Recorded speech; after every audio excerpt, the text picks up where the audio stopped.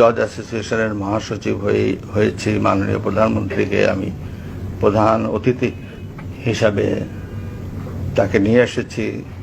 সেখানে তিনি আমার কথা শুনেছেন। হয়তো আমার কথা শুনে তিনি বুঝছেন যে সে আমাদের ফ্যাটার্নিটির লোক, সে হয়তো নিশ্চয়ই ছাত্রলীগ করত।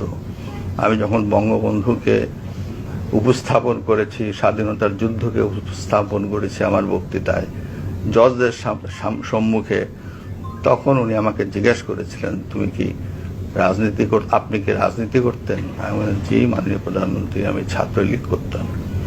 তখন তিনি একটি নাম উচ্চারণ করে আমাকে বলছিলেন, সে তোমার সিনিয়র?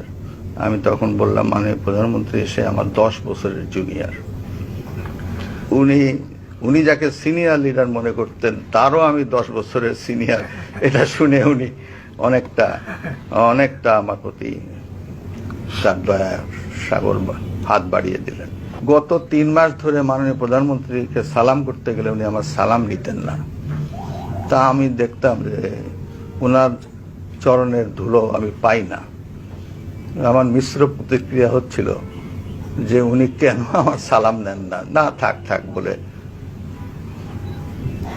কিন্তু সেই সময় যে ওনার মনের মধ্যে রাষ্ট্রপতি হিসাবে আমার নাম গ্রথিত হয়ে গেছে, এবং